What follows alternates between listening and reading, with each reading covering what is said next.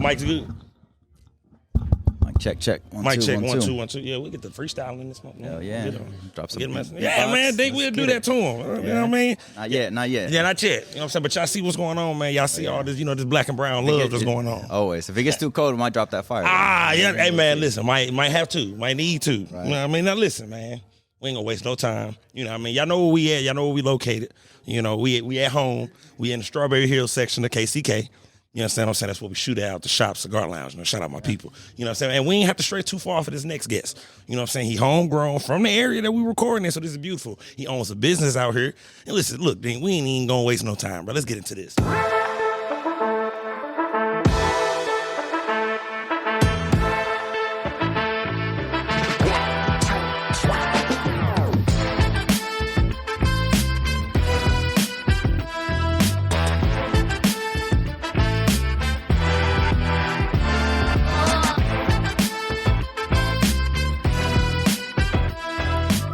Welcome back to the I-70 podcast. It is your boy, John. You know what I'm saying? Checking in with me one more time. Make sure you like, subscribe, share.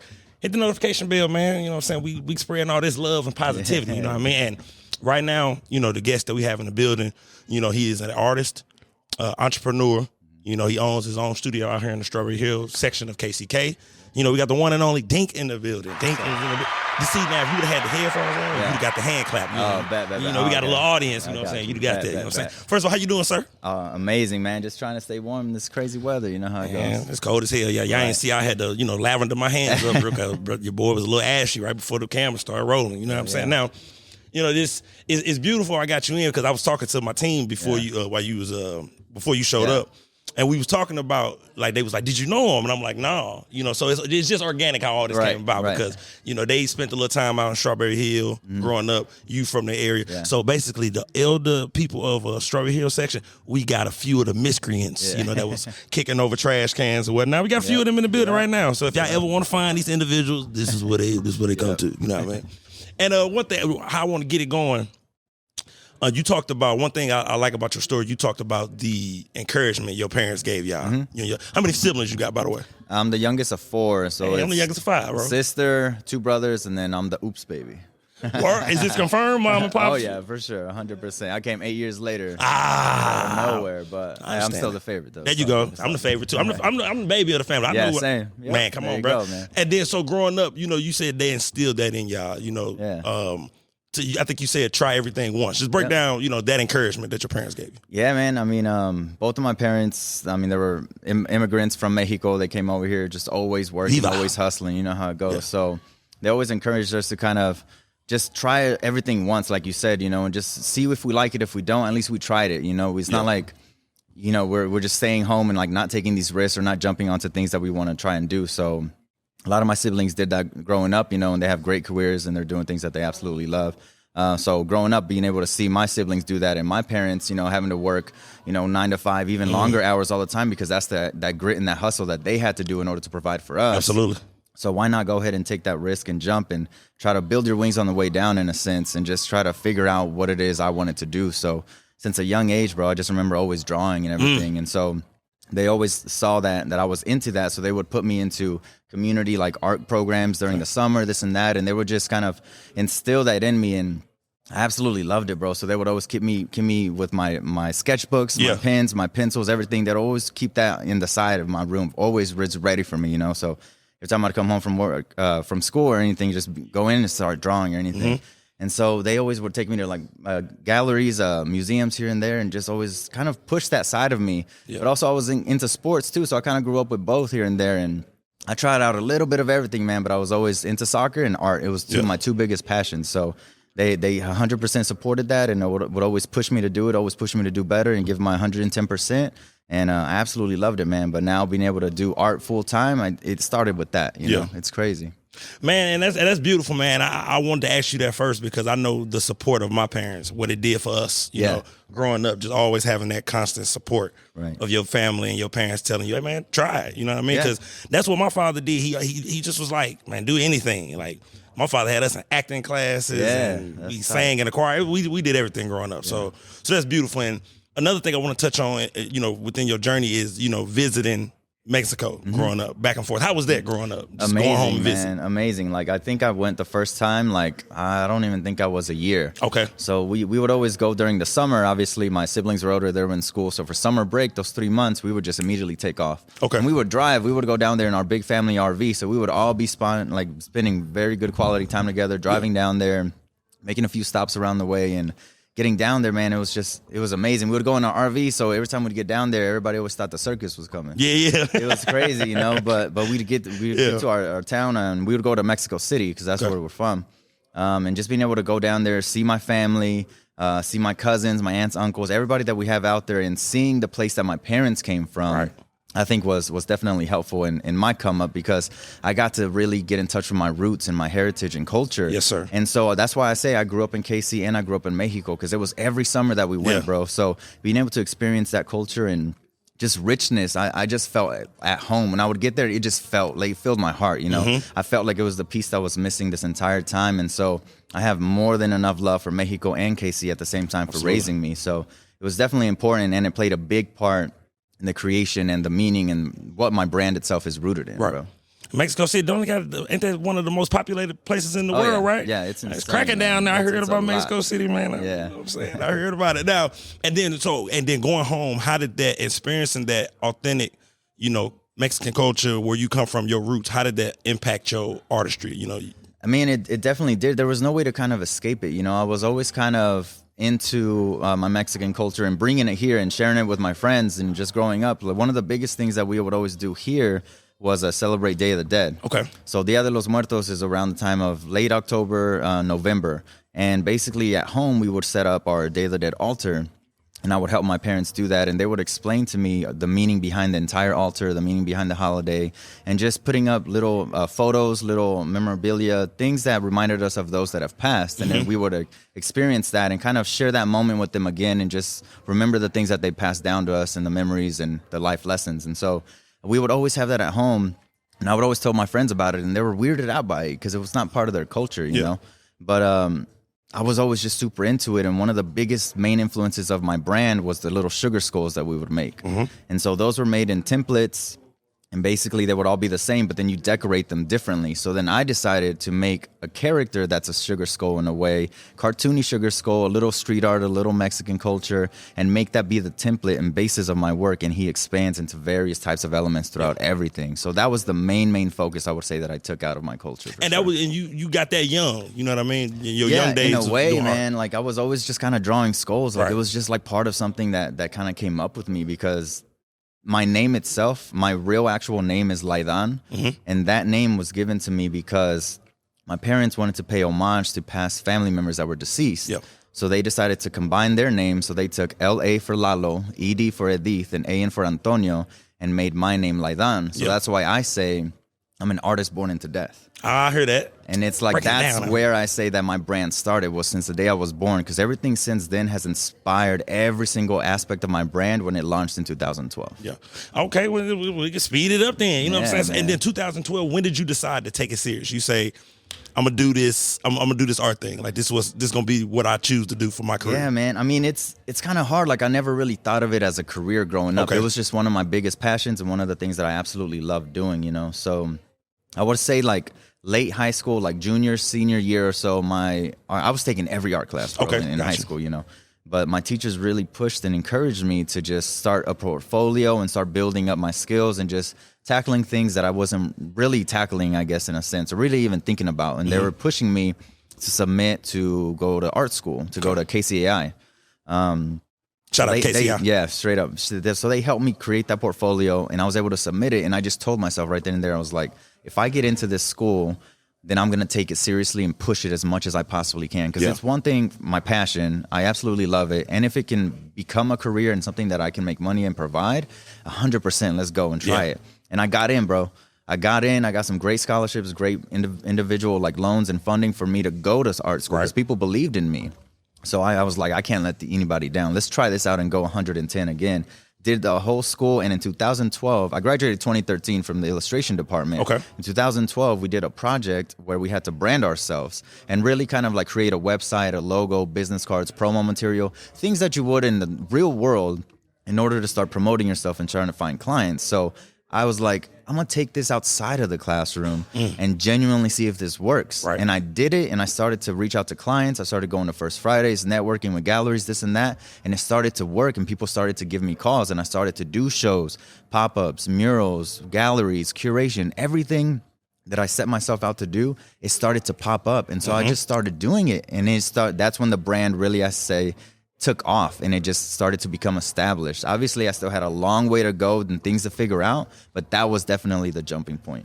And then and after that, you know what I mean, you know, to segue and stay on point with that, is that the advice you would give a young person who is trying to do what you do, to just get out there and start doing everything? And yeah, man. Honestly, there's no time. There's no like readiness to it. You know, it's more so like, because I did it in school, and I do presentations at KCI still. Okay. People come to the studio and the students, and I give them an artist talk presentations, and that's one of the biggest things I encourage is to just start doing stuff now, like trial and error.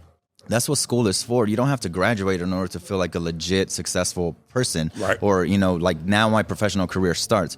Your professional career can start as soon as you decide that it's time. And so I always encourage and push that.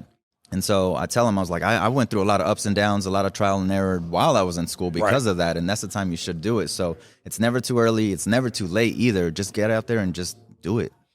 And then, before we move over, because it's in my notes, and I don't want to skip over it. Coming up, you know what I mean? And, you know, we was kids and we was adolescents and we did things. You know, take me back to, you know, those moments and those early years as, you know, you had to have somebody look out while you do what you do. Just take me back to that moment. You ain't got to specify. Yeah. Just take me back to that moment and that adrenaline that you felt. Oh, yeah, bro. Like, so even just growing up here in Strawberry Hill, man, I had a bunch of friends. I went to school here. I went to both the Catholic schools. Okay, St. John's and Holy Family. Y'all didn't go to neither one of those schools, did y'all? No. I don't think so. Y'all didn't go to either one of those schools, did y'all? No. Yeah, I think they closed already before. Yeah, I just had to check that. You know, had to check that Strawberry Hill card. My bad. Yeah, so I went there. So I had a lot of friends in the neighborhood that we would just go around and we would just hang out, man. Back in the 90s, you just roll around on your bike, you know where everybody was because bikes were outside and everything, you know, the old school way. So you'd go out and pull up, and so all my friends were around here, and we would just get together, and a lot of them had older brothers, older siblings, cousins, and everything, and they were all into graffiti magazines, lowrider magazines, you know, all that type of good shit. So that was just laying around for us to just get into. And they would teach us about the culture, teach us about the Chicano lowrider culture, teach us about the graffiti culture, and, you know, the do's and don'ts. And so we just started to pick it up. Like, we saw them tagging in their black books doing this and that, so we just grabbed our markers and started doing the same shit. Because we were all sort of into artists, me and my little friend group. So we just saw what was around us and what influenced us, and we just started to copy some of those drawings and this and that. And so that just kind of took off into us, like kind of starting our own little crew and then going around and just start tagging, bro. We were just tagging random shit here and there, and like people, like you said, like people would look at one person hitting this and that, move on to the next one, and that little adrenaline rush was something that we always stuck with, and it always kind of like was driving us in a way to find that next cool spot, to hit that really tough spot over here that nobody else is hitting, this and that, and challenge ourselves, but at the same time mastering and challenging our craft. Like those black books were just like our practice books. We were hitting some dope ass pieces in there, man.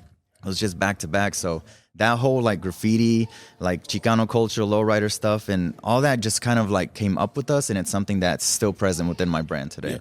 And that's beautiful, man. And I wanted to ask you that because I think it's those moments that create, like you said, that, you know, affect, you know, the person you become and your business. Just those, remembering those moments and that adrenaline, because I think it's created when we children. Yeah, you know, that passion, that love for like what I'm doing right now. That's what I used to do as a kid. I was that kid when we clicked up, everybody together.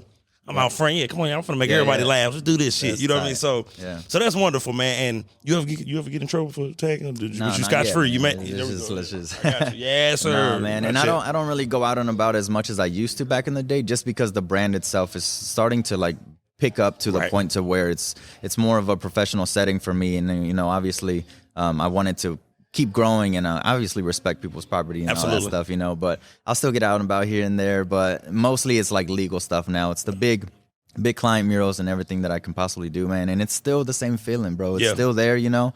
Obviously, I'm not worried about getting caught, but just seeing the final product and saying like, man, this is dope. I did this on a wall. It's there. It's permanent, you know. It's definitely a great feeling. And do you know when you see a wall like this, because I just want to get in the mind of an artist, when you see that wall, do you already know what you gonna do and just scale it to the wall, or do you just, are you there and you freestyling? Well, matter of fact, let me ask you, is that how you do it? Yeah, it really just depends. So like if we talk about like the client murals that I've done, or even murals that I've done for mural festivals and all that kind of stuff, usually I have a process where it comes to like, I'm gonna come in and I'm gonna check out the wall. All right, what is the wall? Is it brick? Is it cement? Is it this? Is it that? All right, cool. Do I need to like prep the wall? Is it like falling apart, this and that? You know, I like kind of study the wall a little bit and make sure that it's ready to go. Like a canvas, you'll prime it and you know you're ready to go.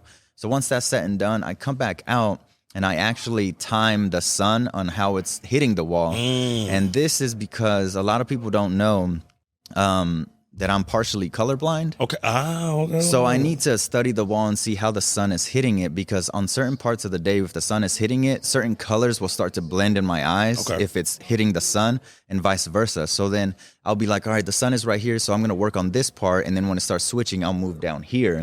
So that I can continue working and I get the most efficient work day, and I don't have to stop because the sun's in my way where I'm supposed to be working. And have you ever had to explain that like to a client, like, hey, here bro, I'm and partially there blind, you know what I'm saying? Can you just let the sun go down a little bit? And it's sometimes I don't even tell the clients that, because if they hear that, they're like, how are you an artist and you're colorblind? You know, they start doubting them. So I try to make the client as comfortable as possible. I know in my process, I know I'm comfortable in it. And if I can figure it out, like there's no reason or rhyme to like tell them anything to make them worried, you know? So I figure that out, and then I come in. Some clients do like getting that sort of like pre-sketch sort of idea so they can make revisions, this and that. The best clients are the ones that just trust me and just come in, do your thing. These are the elements we want. Let's freestyle it and figure it out. So I do come in and I just study the wall and I just go on to it. I don't sketch. I don't do nothing. I'm a freestyle artist in a sense where I just pick up my gray can and I just start on one corner and I just start evolving, boom, boom, boom, and it just goes until I fill up the whole space. And then it's the sketch, and then I do my fillers, and then I do textures, shadowing, and then the last thing, which I absolutely love, is my black line work, man. That's your favorite. That's your favorite part of the process. Absolute favorite thing, man. It just makes everything come to life and pop, and it's just like clean, crispy cut, like boom. And did you always have that ability, or is that? Because I mean, you're obviously proud of that portion of the process. Did you always have that, or why is it your favorite part of the process? I guess it's my favorite part because I mean, I've always been. When I first started, I really wanted to do a bunch of black and white work. So I was always just with Sharpies, just doing black and white work. And in a sense, I didn't sketch or nothing. I would just go straight directly black Sharpie to paper. To also challenge myself to freestyle and learn how to draw just without erasing, without sketching, without nothing, just straight out the dome, just kind of like a rapper just freestyles, you know, hits something like that. So that was my version of that. And it would enhance my skills in a way to just kind of learn how to like be a freestyle art battle artist. And I've done art battles in the past, and that's definitely helped me. And I absolutely love doing that aspect of it. But it just reminds me of how I got started was just like the black and white. And so being able to then create all this new technique and use different types of spray can techniques and materials and see it kind of come to life. But then that black line work, bro, is just what makes it pop. And that's just like reminiscent of like my good old days. That's wonderful, man. And then with your studio, you basically, matter of fact, give a shout out to the studio. It's right here in the store right here. What's the address to the studio? DINKC Studios is right here on the corner, 600 Ohio Ave, KCK, right on 6th Street. Right on 6th Street. And just talk about that moment when you knew you was going to open your own studio. Oh, man, it's really still kind of surreal to this day because I literally just opened last year in July. So just to give you the quick rundown of that timeline. Go ahead. I basically heard that the space was going to come up for rent because I knew the guys from Flagship Books. So that's their old location. Shout out to them. They then moved down the street over here by the gym. So they were letting me know like, hey, we're thinking of moving out in April. So if you're interested. So I immediately jumped on that opportunity, talked to the landlord. And it took a little bit of convincing, you know, to kind of let him give me a shot. But I was very persistent, man. I was like, this is like 2 blocks from my house. It's super convenient. It's in the neighborhood I grew up in. And I want to do something new, something that the neighborhood, you know, could use and benefit from, especially the youth in the neighborhood and everything. Absolutely. So I literally was able to lock that down in April, kind of like the initial contract. Flagship Books moved out, and then at the end of April, I got the keys. And then come May, I started build out. So I did May, June, build out. And then in July 21st, I was able to open, man. So it was like quick. It didn't take a year, didn't take nothing, this and that. And I just went in, worked. Me, my dad, and my brother went in and just put in the work every single day, man, to make this build out come true. And I opened my doors right in the middle of the season of Third Friday Art Walk that we do down here in Strawberry Hill. So that's from May to October. Opening in July, I was like, let's just open on Third Friday Artwork. It's our busiest time down here. Everybody absolutely loves it, and it's growing every year. So I opened my doors, did my first show, did my grand opening, and I had like over 200 people come through just to come and support. Man. I know that was and a good ass feeling. It was family, it was friends, and it was people that just I've never seen before that just wanted to come down and show love. And I absolutely loved it, man. It was so surreal, like I keep saying. And every day that I walk in there, man, I just see the spot and I just kind of sit and bask in it a little bit and just remember to be thankful of the place that I'm at now as to where I was a year ago or even 2-3 years ago, and just being very thankful that like I'm able to open this spot and just have something to share and give back to the community, man. It's amazing. Because you didn't have that growing up. No. Right. You know what I'm saying? You didn't have that for what the community didn't have that. Right. Around here, no. I would go to a few other spots around Wyandotte where my parents would take me to like some of the like art like workshops and like classes for the summer and stuff like that. So that was a huge impact on me. So I wanted to kind of turn around and be like, let me do my version of that. What does that look like for me? So offer to the kids around here, and if they come by and check it out and that inspires them to later do something else, I feel like I did my part. Yeah. And matter of fact, and then one more thing, bro. Because you talked about, that's how my mind works. I always remember stuff from, early in the interview. Yeah. Man, you talking about the hard spots. I always wondered that. Because there's certain spots that you'll be on the highway on or anything. Yeah. You just look up and be like, how the fuck did they do that? Yeah. That's what people in that type of artistry, that's what they go for. Like, man, anybody went up there. Right.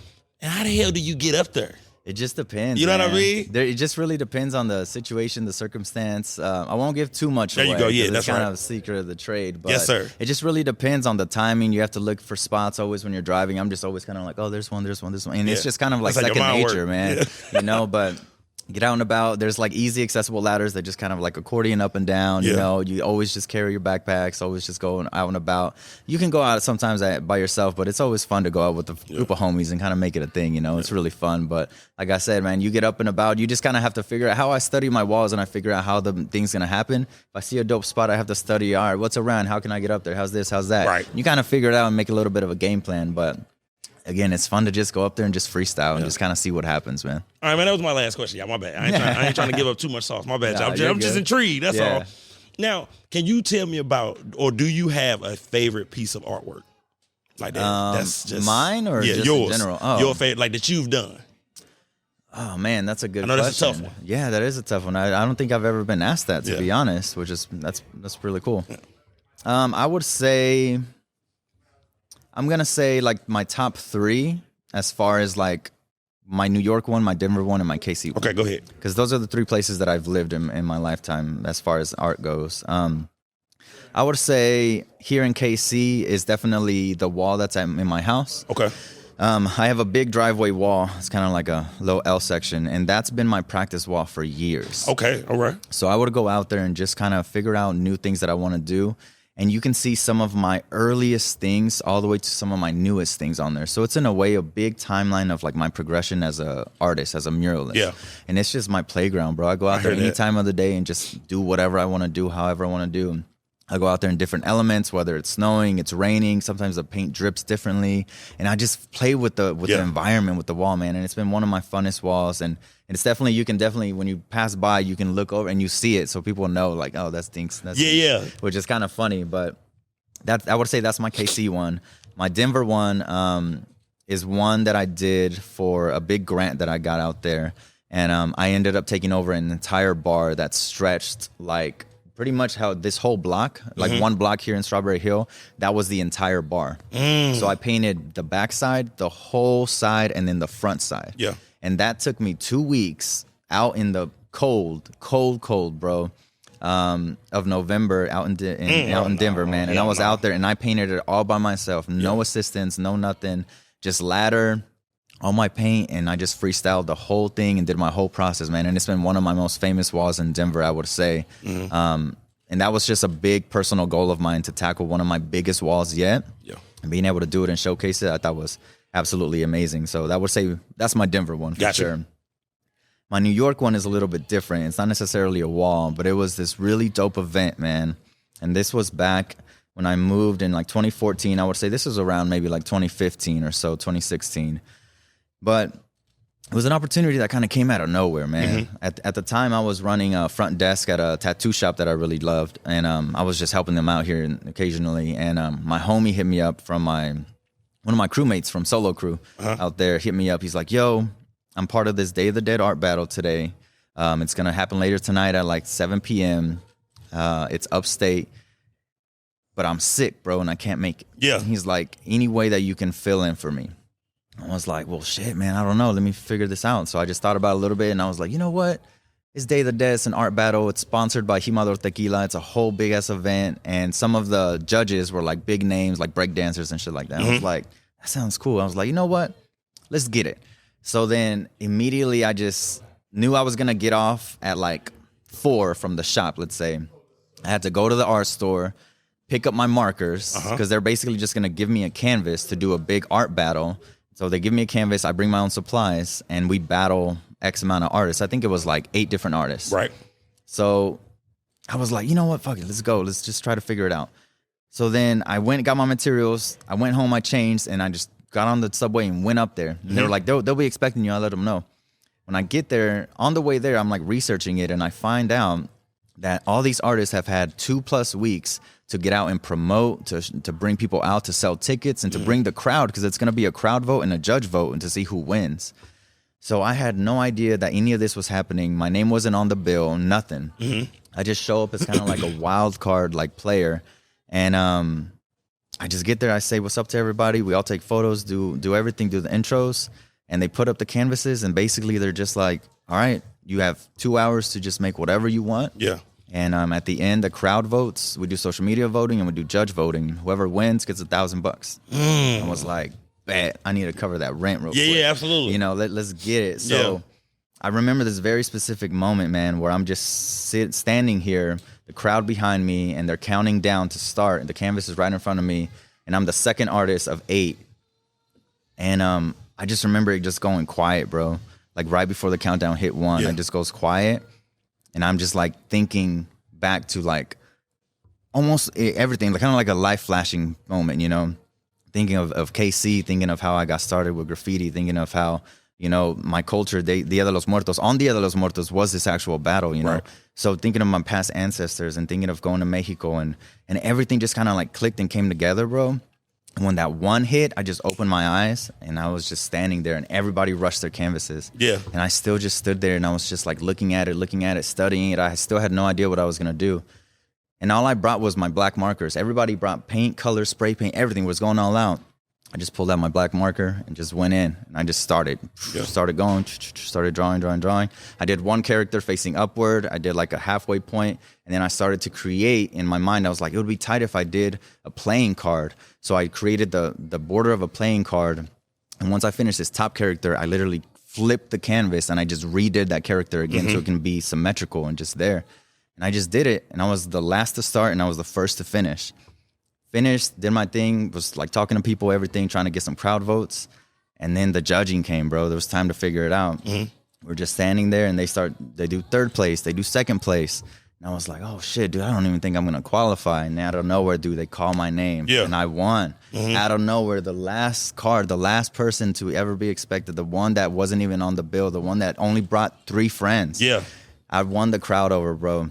And it was an absolute like surreal, intense moment that just I felt really solidified my journey and just pushed me to be like, this is it. This is your calling, and this long time term and coming has led to this one point.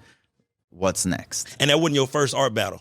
That was my very That was your first art battle? Yeah, oh, that's hard. Yeah, very first art battle. And from there, I've done multiple other ones here and there with other groups of artists and everything, but that one definitely solidified that like everything just came together at that one point, man. And that was that validation moment? Yes, 100%. 100%. And is it, as an artist, you know, is it important to go to different cities? Because I mean, you've done one in Denver, you did one in New York. Is it important to, is it important to just travel and do your thing in different places? Yeah, 100%. Because I went to New York literally right out of art school. I graduated 2013. In 2014, I took off. Right. I went out there to visit for a week, and I stayed for 3 years. Okay. So I just kind of did it, and I was young at the time, and I was just like going out, and I wanted to just explore and just see what all was out there, you know. And New York being the biggest hub, the birthplace of graffiti in a way. Okay, right. You know, was definitely a place that was inspiring to me my entire come up. So I wanted to go be part of it, go check it out, see the rooftops, hit the rails, hit the trains, hit every single thing and just experience it, man. And it was absolutely amazing. So I definitely feel like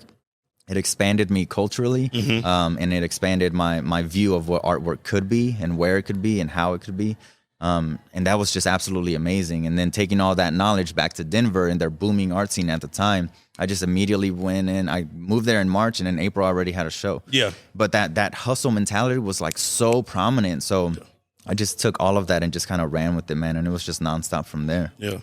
That's beautiful, man. That's beautiful. And this question I want to ask you, you know, and, you know, we've gotten to it where you've already, you know, alluded to it, you know, throughout the interview thus far. What does that, you know, Mexican culture mean to you? You know what I mean? Like, what does it mean to you? I mean, honestly, it's kind of everything to me, man. It's my DNA. It's who I am. It's I can't escape it. It's just part of me. Yeah. And it's an aspect of my life that I'm absolutely proud of, and I'm absolutely proud to share it with everyone, you know. I've gotten a lot of influence from going to Mexico, just simply that, but also just Mexican artists in general, man. Right.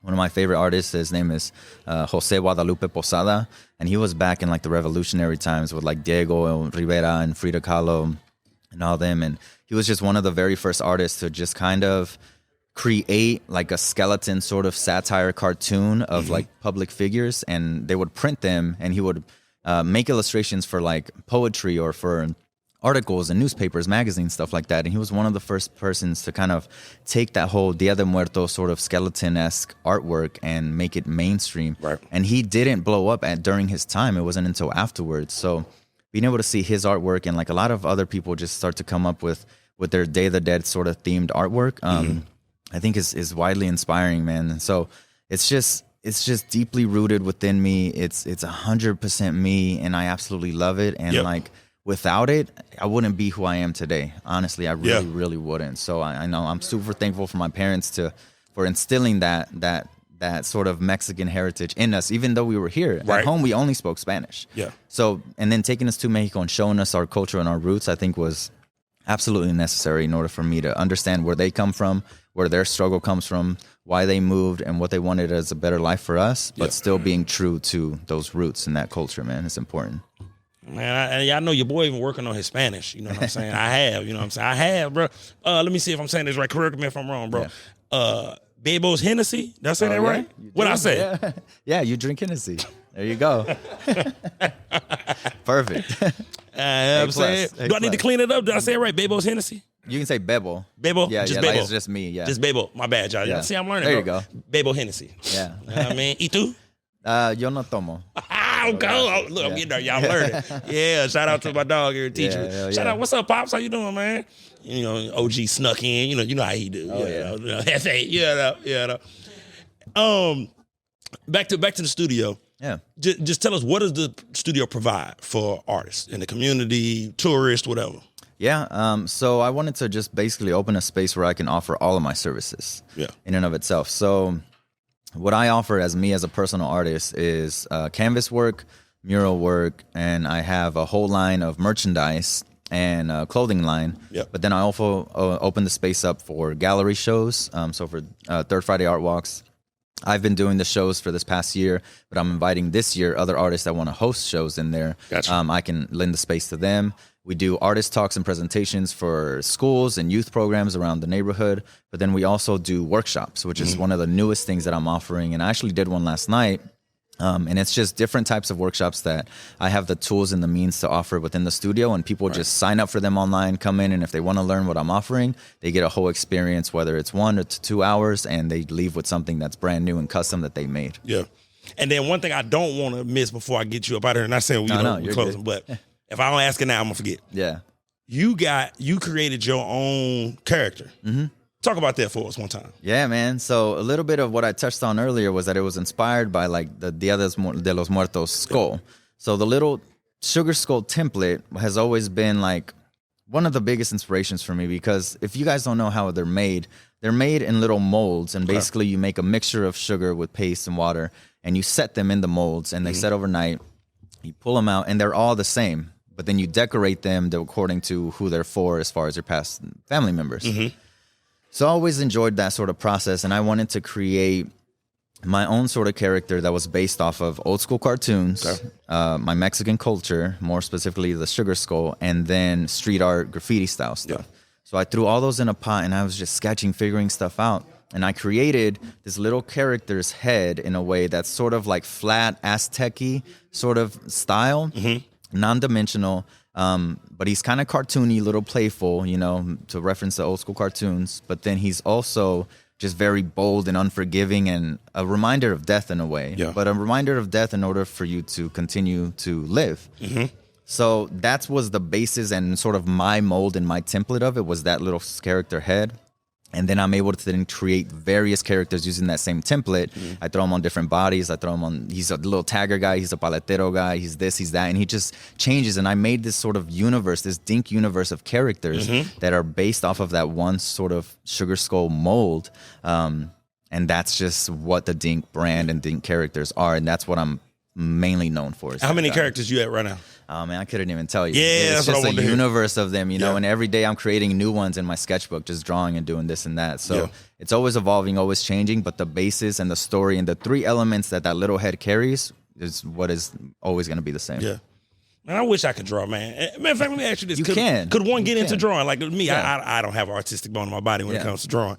I could never stay within the lines, y'all. You know what I mean? I don't know what that shit is about, lines are meant to be broken. That's what like, that's the thing. It just really depends. You know, art is subjective. There's no wrong or right way to really do it. Okay. You know, as a career, it is a different task to take on because you have to figure out the back end, the business side of this or that, and how to get clients. If you just want to draw at home as a hobby, do your own thing, nothing wrong with that. Pick up a pen and a paper today. I'll give you one right now, and you just do whatever you want. There's no wrong way to do it. Okay. Whether or not it's good, that's subjective. Right. You know? Right. Somebody would love it. But anybody can. Anybody can. Should everybody do it? 100%. I suggest it because it's therapeutic. It's something different. It can be meditative. It can cure so many types of things that you're going through just by getting it out and figuring out what emotion looks like physically through paper. It just depends, but there's no right or wrong way to do it. And that's what I absolutely love about it, man. Yeah. And I want you to touch on that now. That, you know, that I'm intrigued by that. Just the you know, the therapeutic aspect of, you know, drawing or making art. Just touch base on that.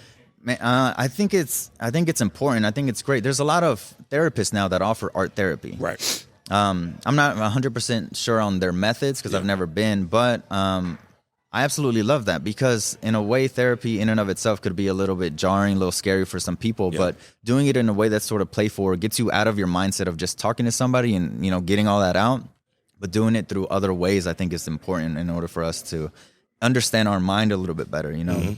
So me personally, like, I started a new project this year where I am taking a sketchbook and I'm kind of drawing like 2 or 3 times a week. Whenever I wake up, it's the first thing I do. It's draw? Yes. Okay.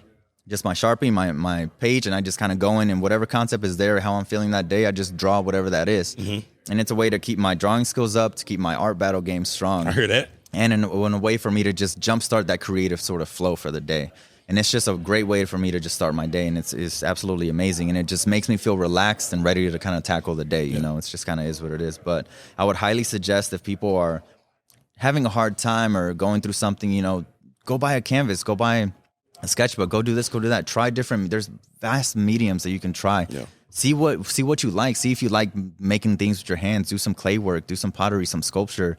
Literally anything that's going to get you out of your head and into this project and fully focused on that will definitely like start to clear away some of that like bad stuff that you have inside, man. Well, I don't know what I'd draw if I woke up out my dreams, you know what I'm saying? You know, ain't no telling what Jonathan to put down on the canvas, you know what I mean? Probably a big girl or something like that. Nothing wrong with that. That's what I'm talking about. It sells. It really does. It's what I'm talking about, man. That's what I'm talking about. You know what I mean? And then, and staying on that, so if one, let's say I wanted to start doing art, you know what I mean? It intrigues me. You say just, you know what I'm saying, but what do I draw? Do I go draw a happy, you know, smiley face? Like what I mean, whatever. And that's what a lot of people run into. And even a lot of artists, like they get those creative blocks in a way, gotcha. You know what I mean? Yeah. So sometimes if you're just there and you're running through a creative block, honestly, what I do, a really fun exercise that I would suggest doing. Now I do it with my daughter. She's 1 year old, so she loves just like scribbling, doing whatever.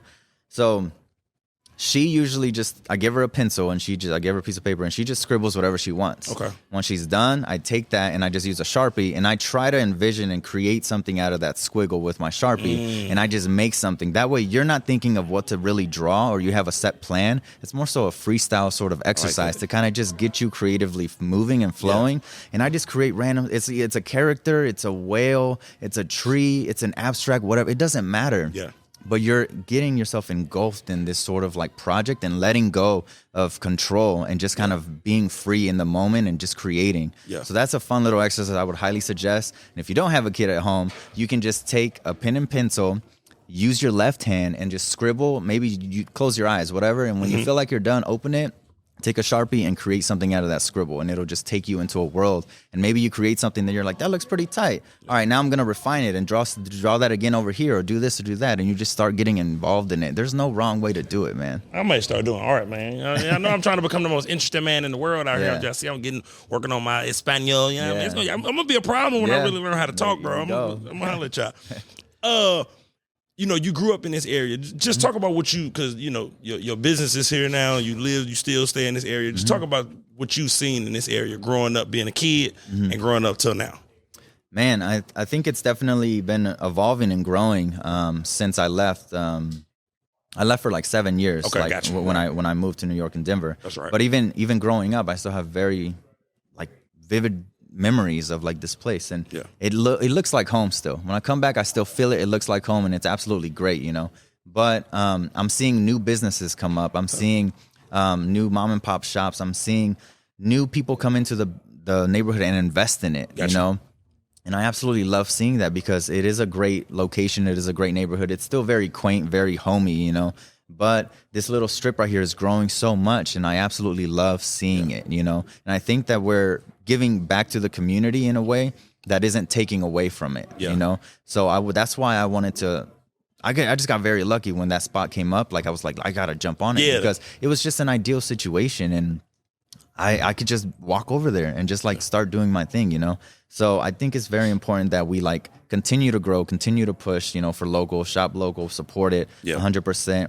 But also never forget the history of the actual neighborhood. You know, it is an immigrant neighborhood. You know, it did come from like old school Croatian, Slavic, Russian roots. And they all came here to settle, and they were all helping each other and trading stuff and just building that sort of community. And not losing that, I think, is absolutely important. And the way we don't lose that is by remembering those roots, remembering to support the shops that have been here this whole time, you know, but also welcoming these new shops that are bringing new things to the neighborhood so that other people can come down and continue to grow and support. So I think that's highly important. And I think if we continue doing that, it's just going to continue, you know, growing and for the better. And did you ever come through this spot before? Have you ever been here before? Before it was your guys' gym, no? Yeah. So I remember all of that. There was the boxing gym a while ago, and then it turned into just like an independent sort of like place, like a loft type deal. Yeah. And then it was the shop, I believe. So I came a few times here and there, just walking by the neighborhood, seeing some of the events and all that stuff. But man, I absolutely love what they did with the remodel. It's nice. Yeah, it's play up in here. Yeah. Well, first of all, hold on, not to sidetrack you. Who was you playing chess before I showed up, brother? Yeah, you know, if y'all don't know, you know, Dink, I'm gonna inform you, I'm undefeated out in Strawberry Hill. I ain't lost yet. Hey, there you go. I'm just keeping it G, you know what I'm saying? Ain't nobody knock John off, man. Pull up. There you go. Know what I mean? Holla at your boy. You know what I mean? Don't look at your son. He can't beat me. You know what I mean? Eastside be whooping my ass in pool. I'm gonna keep it gangster. He be beating me in pool. Yeah. This chess shit, y'all know how John's get out. You know what I'm saying? There you go. Matter of fact, hell no! Before we move on, let me talk about the fact of my dog is bearing gifts. Oh yeah. And you know this is the first Dink. Let me set this up in I-70 podcast history. You know what? I was getting ready to lie. There's people who have brought me merch, but y'all never brought me like a gift or a doggy bag. You know what I mean? I've gotten merch, but my dog brought me a gift. You know what I'm saying? Thank you, brother. What we got up in there, please? Man, this is just some of the stuff that I have at my studio, and it's just some of the products and merch that I make in house. So this is just like a little merch bag, and it comes with a bunch of different stickers, some coasters, a little Strawberry Hill pin. So that's just a little gift from me to you. Keep it, yes sir. Thank you, brother. Yeah. I just brought a bunch of little products just so that people can see, you know what? like some of the things that I offer. So this is just like a little flask, man. Can you still see that? Oh, you got to hold that one up. Yeah. So this little flask. This is like a little koozie. So these are all just products that I make like in-house, man, that are just there and just, you know, available for people to purchase, dude. Yeah. This is just like a variety of things. I have a 3D printer in there that I'm just making different types of products. This is like you can put a little plant in here. It's a little sort of vessel for it. I do patches for like hats, sweaters, anything like that. Oh, my dog do it all. Oh yeah, I have to like, and it's just I love seeing my merch game was one of the biggest things that I always loved doing growing up. You know, and that came from going to Mexico and seeing all the markets and the mercados out there. Yeah, there would be a lot of vendors everywhere just making their own sort of like artisanal craftsman sort of things, and you go around and just pick and choose whatever you wanted. So I always loved that they would make these things so easily accessible to the crowd. Right. And they were beautiful, handmade, all these cool stuff, you know. So I always found that it's very difficult for people to really drop like 5, 10, 6, whatever types of money on a big canvas or this and that, you know, those high prices. It's very rare that the main crowd that comes in will drop that sort of money. You know, that's more private commission client stuff. But somebody could come in and buy a little dollar sticker, a little patch, a little this and that, take it, and you never know who or where that's going to end up, who sees that, who then looks you up, who then wants business, and then what that could lead to. Yeah. And that's been my mentality since I started the studio. Even before then, when I would do pop-ups, I would always carry merch and just be doing a bunch of stuff like that because I want to make it accessible. I don't want to be this big, high-name, bougie artist that's like unattainable. Okay. I'm local to the day I die. 100%. No matter how big I get, I'm always going to be neighborhood-driven and always be able to, you want something? I got you. Yeah. You know, this is a little 3D one too. And that's beautiful, painted, man. And did you? Okay, and then let me ask you this, bro.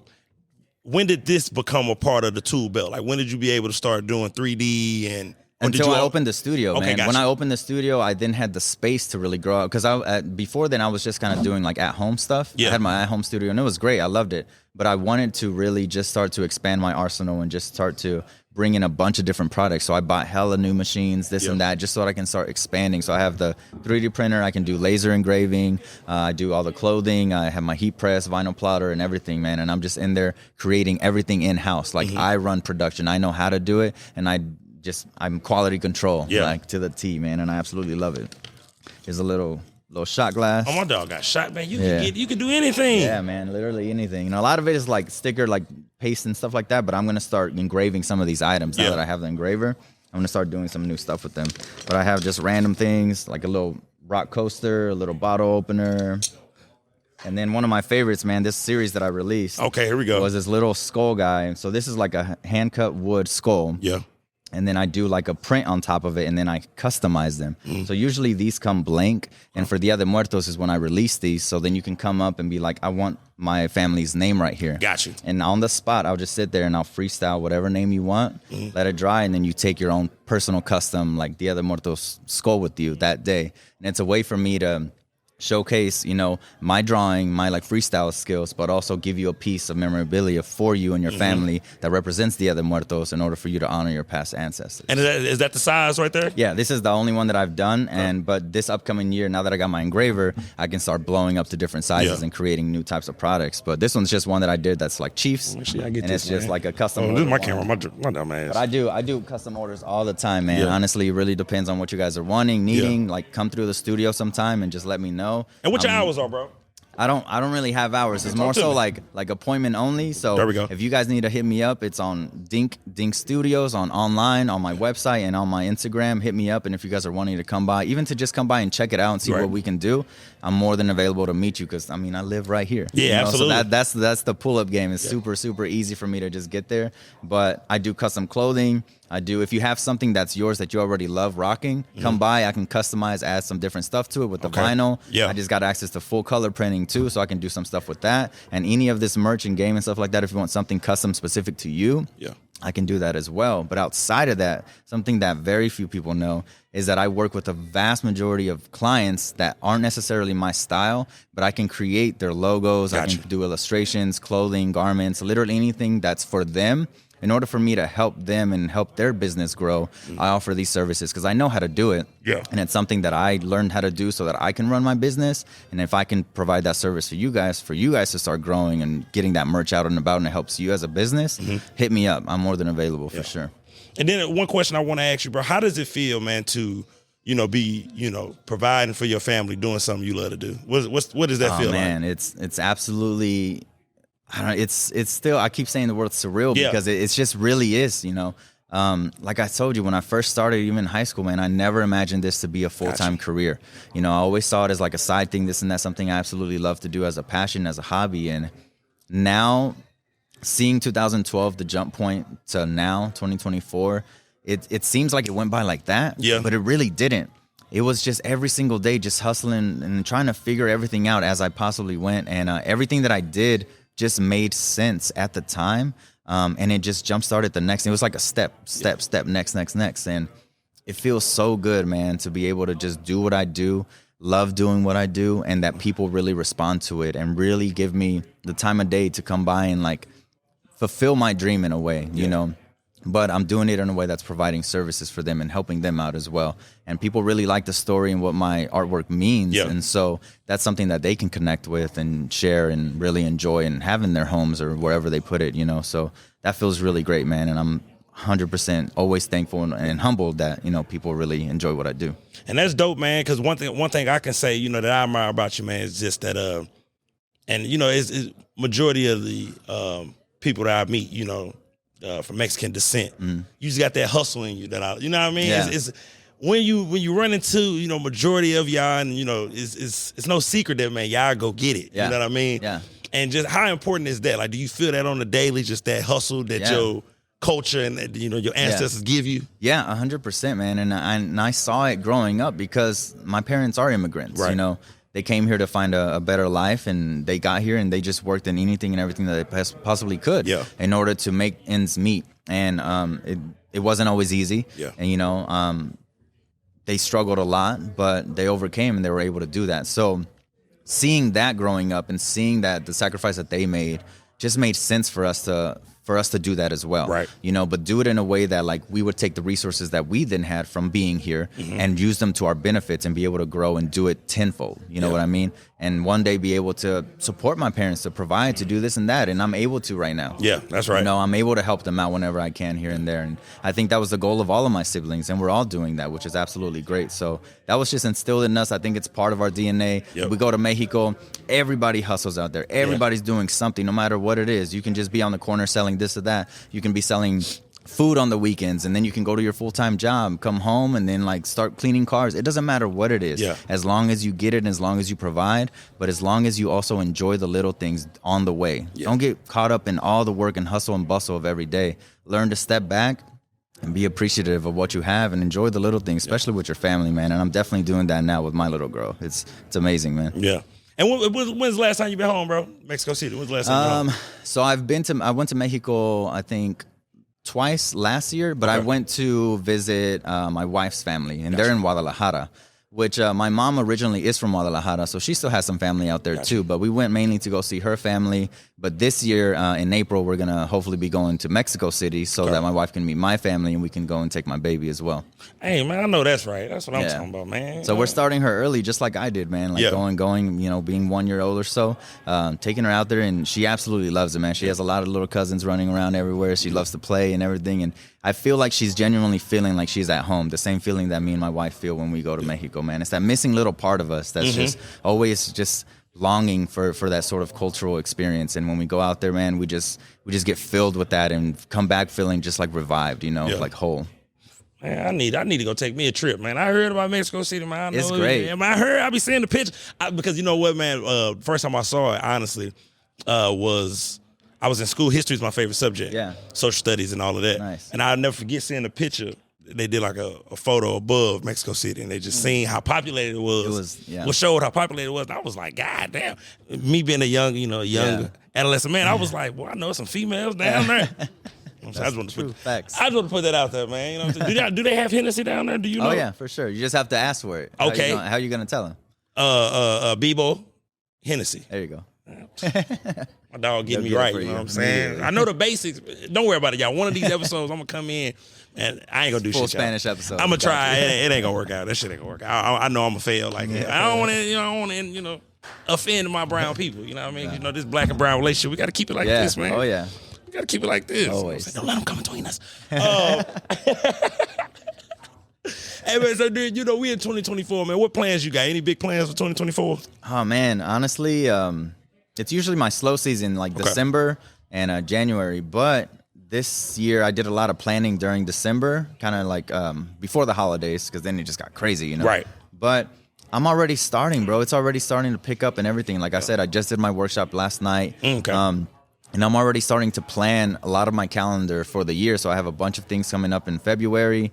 And I'm just really starting to like, I want to book out. Gotcha. Like I want to make sure everything is there and solidified. And then outside of that, like I want to start going around and doing more murals. Because last year I was doing the build out of the studio. So I really got engulfed in all that, you know. Right. So I didn't really go out and about doing too many gallery shows or, you know, painting murals for clients or anything, or festivals or traveling. So I think I definitely want to get back into my own personal art game. Gotcha. Now that the studio's there and ready, I just want to keep expanding and growing and do more stuff here in Kansas City for sure, but always offer it up for the community to come in and book the shows, book the spot, and just come in and enjoy the studio, man. I want everybody, anybody that's interested in it, hit me up, come by, let's work, let's figure something out, and just, you know, let's make some plans for 2024. And one more question right before I let you go, man. How, you know, because you mentioned how important is your wife to, you know, what you got going on, man? Oh, absolutely, unforgettably, like, irreplaceable. Yeah. It's absolutely amazing the type of support that we have, man. She's also a creative too. Got you. But she does like very intricate, specialized, creative like nail art. Okay. So she works at a salon doing her own thing, and she's absolutely amazing. It like intrigues me so much the way that they do that. I don't like doing little tiny detail stuff like that. Yeah. But she gets in it and like she does it and she kills it, man. Yeah. And that's her passion. That's her way to really like get her sort of creativeness out. Mm-hmm. And she's always looking at new processes, new this, new that. And I randomly send her videos too. I'm like, these are pretty dope. Yeah. You know, like I try to support her just as much as she tries to support me, you know. And with our daughter now, there was a lot of different moving parts now, you know, but we're both equally invested in her. We both randomly, like, she'll come and hang out at the studio with me sometimes. If I have a ton of work, like, my wife will come by and just be in the studio doing some products with me and everything. She knows a little bit of everything that I do, you know. So it's just that support, that love, and that just, you know, unconditional will to just be there for you. I think is absolutely important, man. And communication, 100% absolutely necessary for any and every type of relationship, yes, sir. You know. So I'm 100% thankful. Shout out to you, baby. You're absolutely amazing. I appreciate you so much. And my daughter and my family, friends, anybody and everybody out here supporting the creatives, the art game, anything and everything that's just bettering our world, I think is absolutely amazing, man. So get yourself a partner that understands what you do and you understand what they do, and, you know, try to make it work. It's definitely important, man. That's what I like to hear, man. And matter of fact, before you get up out of here, where can I reach you, man, before I let you go? Oh, man. So you guys can hit me up. My websites is dink.com, or the studio one is dinkstudios.com. And that's the same for the Instagrams as well. That's the easiest way to access all of my stuff, all of my gallery, all of my events, and just see what's coming up. Stay tuned with everything that's coming up for 2024. Hit me up for any projects. Honestly, I'm more than willing to sit down, do a consultation, and just figure something out for you. Like, it's as easy as you guys just coming in and we just figure it out and go from there, man. But yeah, Dink Studios, you know, hit me up. My dog Dink, man. I appreciate you for coming through, man. You know, it's been another one. You know, we good on time. We did all right. Hey, you know, you know what I'm saying? Just know it. But what I'm talking about, man, look, once again, I want to appreciate y'all for checking in. One more episode, one more time. Shout out to all the subscribers, the supporters, all the people that's been locking in for, you know, this long haul, man. We've been doing this about a year now. Hell yeah. You know what I mean? I appreciate all the support, you know what I mean, moving forward. You know what I mean? Shout out to the Strawberry Hill area, you know, for know, adopting the boy. I see I'm trying to get my Espanol together so I can really venture out, you know what I mean, to these different spots. But there you go. I want to thank y'all for, you know, stopping in, and we out.